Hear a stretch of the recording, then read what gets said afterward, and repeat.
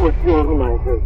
I don't know if I should tell you, but I don't know. There is a group of people. They want to get ready. They don't want me very What happens when you rise to the top, but the system around you isn't built for your success?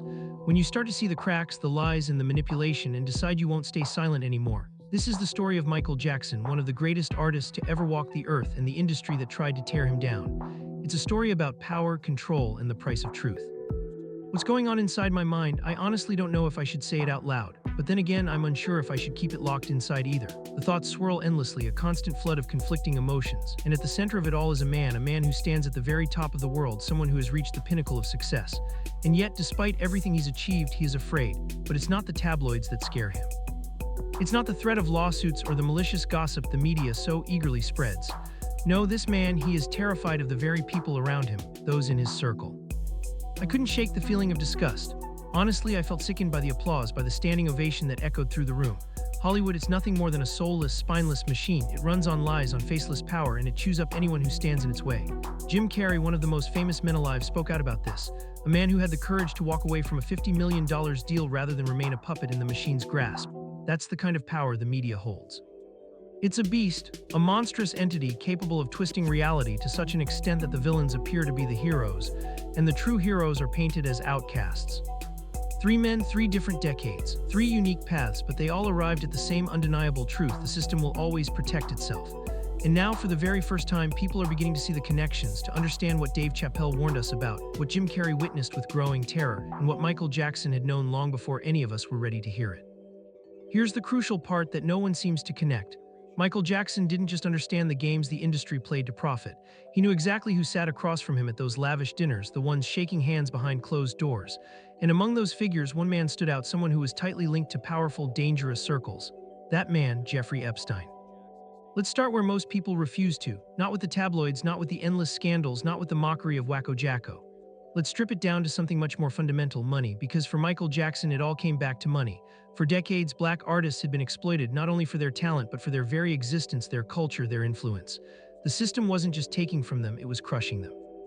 And Michael Jackson didn't just experience this injustice firsthand, he saw it clearly as it had been unfolding around him for years. And more than anything, he was determined to end it. What many mistook as a breakdown, a man spiraling out of control, wasn't that at all. It wasn't a man losing his grip on reality. No. It was a man who had read every single word of his contracts, who had watched the greatest musicians, legends like James Brown, Sam Cooke, and Sammy Davis Jr., be chewed up and spit out by the very machine he was part of. And when he saw that machine in its full destructive power, he finally said enough. He stood up in front of thousands in London and declared to the world that he was done pretending the system was clean. He didn't mince words, he called out Sony by name. He didn't shy away from calling Tommy Mottola a devil. He boldly accused the music industry of being corrupt, of stealing, cheating, and conspiring, especially against black artists who were systematically taken advantage of and silenced when they spoke up. Tommy Mottola, the man who held the reins at Sony, didn't hesitate to call Michael Jackson a meme, dismissing him as a racist, a volatile, unstable figure. But what most people forget, or perhaps never knew about Michael Jackson, is that he wasn't just a pop star. He wasn't just a brand to be marketed and sold, he was an owner. Owned the Beatles' catalog. He wasn't just a performer, he understood the intricacies of music publishing in a way that sent shivers down the spines of executives. Why? Because ownership is power, and power, real power, means you don't have to bow to anyone. It means you don't have to follow their rules. And once you stop following their orders, that's when the calls start. That's when the smear campaigns begin. That's when the media machine shifts its narrative, spinning stories that paint you as the villain. Dave Chappelle, in his own way, called it the monster, the very same monstrous system that the Me Too movement tried to expose, warning us about its grip on the world. But Dave, he hated the monster for how it devours those who dare to challenge it. And I hate it too for the way it chews up lives. But my God, it's the same monster, the same relentless force that twists the truth and destroys anyone who stands in its path. Dave Chappelle walked away from a $50 million deal. Take a moment to really let that sink in. $50 million, a sum that for most people is a dream, a number so large it might seem unfathomable. Yet when he made the decision to leave it all behind, to board that plane to Africa and declare, "I'm done," the industry didn't rally behind his bravery. The machine didn't say, "Wow, that's courageous, you're standing up for yourself." No, instead they labeled him crazy. They said something had snapped in him, that he was unstable, that he was unraveling. They made him the problem. They made him the villain of his own story. And it wasn't just him. When I walked away from my show, the response was identical. The media and the public couldn't fathom it. They called me crazy too, but what was so insane about it? What was crazy about a man who simply didn't want to continue down a path that wasn't fulfilling? I just didn't want to do it anymore, that's it. But no one seemed to understand that. They couldn't wrap their minds around it, so they slapped the label of crazy on me. The media shouted it from every corner. He's lost it. He's spiraling. Something's wrong with him. But deep down, I knew something wasn't right. Maybe I knew too much, things the system didn't want exposed, things that made the powers that be nervous. Perhaps that's why they branded me as crazy, to discredit me, to silence me. Maybe the real reason they called me crazy was because they couldn't control the narrative anymore. Does that sound familiar? Because that's the exact playbook they used on Michael Jackson. The moment he stood up to Sony, the moment he exposed the dark underbelly of the industry, the media unleashed its fury. They didn't try to understand him or his reasons. No, they rushed to label him Wacko Jacko, painting him as eccentric, as unstable, as someone who had completely lost touch with reality. But all he was doing was speaking the truth, something the industry wasn't ready to hear. The same narrative they built around me, they built around him. The moment you step out of line, the moment you refuse to play the game, the machine attacks. It's the same pattern, the same strategy to break people down. Dave saw it, he saw through the system. He called it out for what it really was. And Jim Carrey, who had been watching all of this from the sidelines, witnessed the exact same story playing out before his eyes. Jim spent years trying to warn anyone who would listen. Hollywood isn't just a glamorous place where actors and creatives go to pursue their dreams. It's not a place of artistic freedom. No, Hollywood is a place where people are controlled, manipulated, and molded into what the industry wants them to be. The system doesn't want real creativity, it wants conformity. It thrives on predictability, on keeping things within a set framework that it can control. Jim warned about the wild cards, the artists who couldn't be predicted, the ones who weren't easily controlled.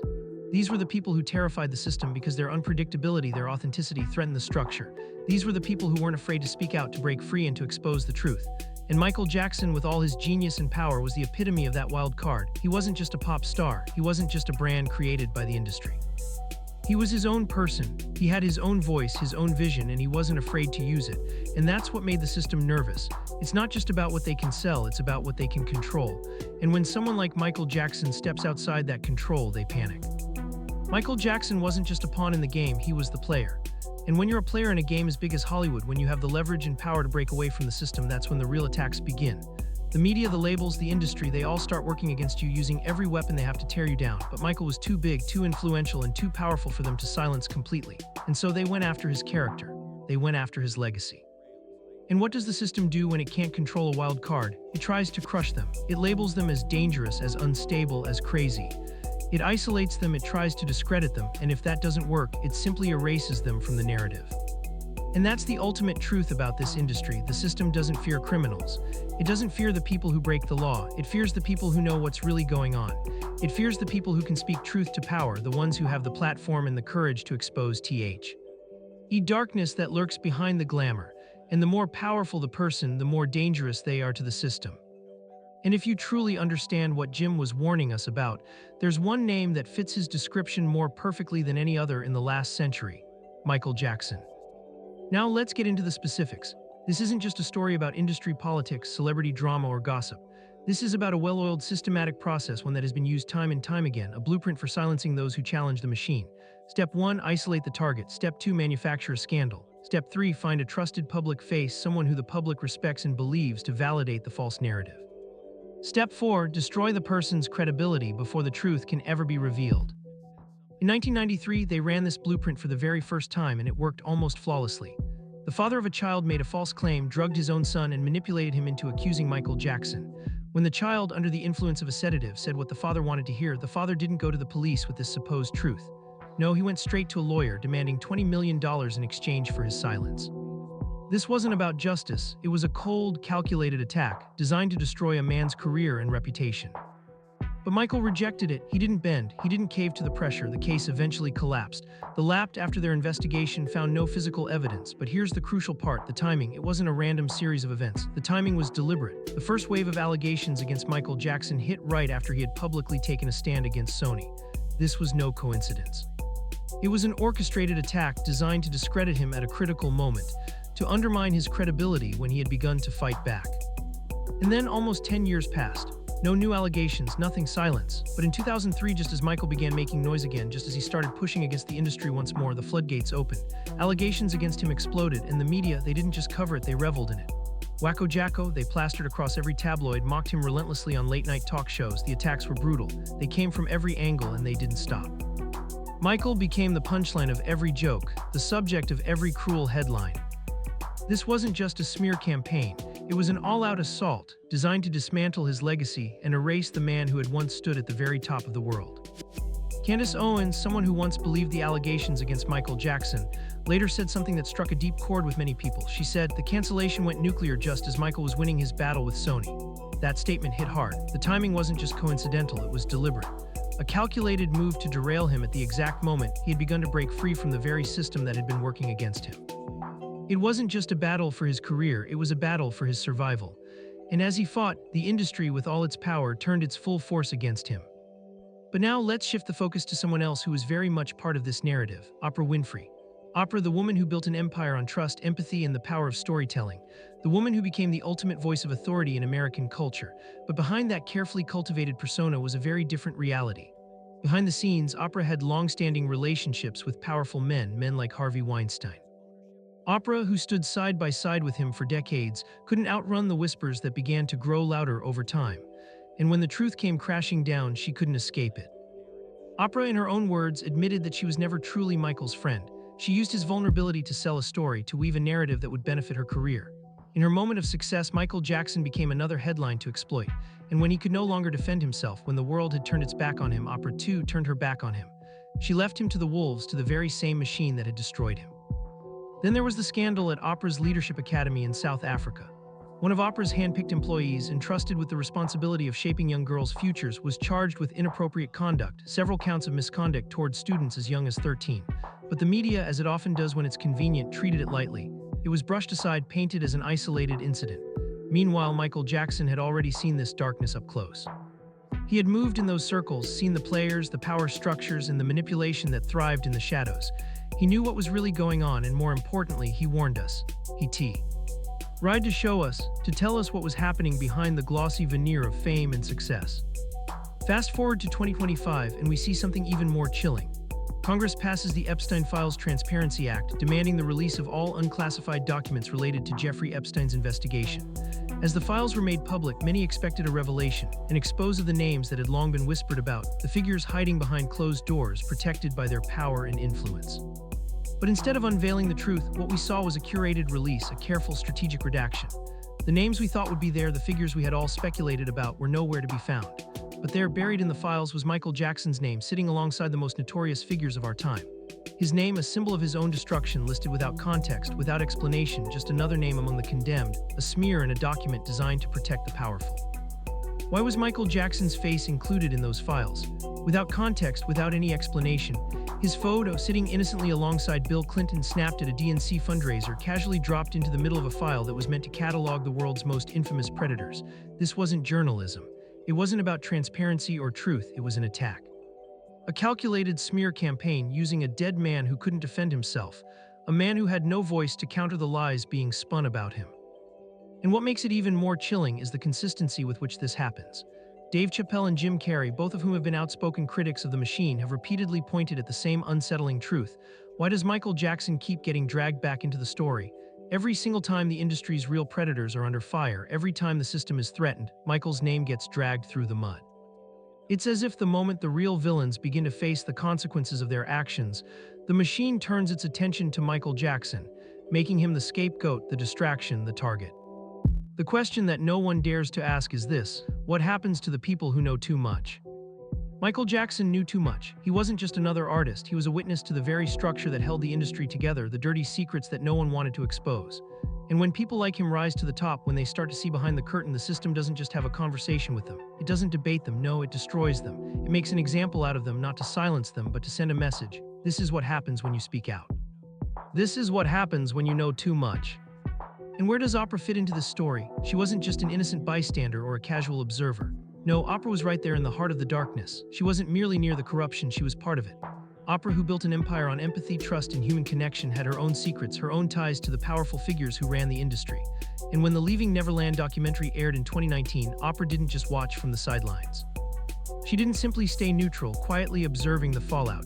No, she stood directly in the center of the storm. She gave a platform to the lies, legitimizing accusations she knew were full of holes, cementing the destruction of Michael Jackson's legacy in the eyes of millions. Oprah willingly took the heat. She positioned herself as a voice of authority, ready to take the public backlash for what she was doing. But there's one thing she never mentioned: the facts. She never mentioned the men who had defended Michael, the individuals who had once vouched for his innocence. She conveniently ignored the lies they had been forced to tell and the inconsistencies in the stories being pushed forward.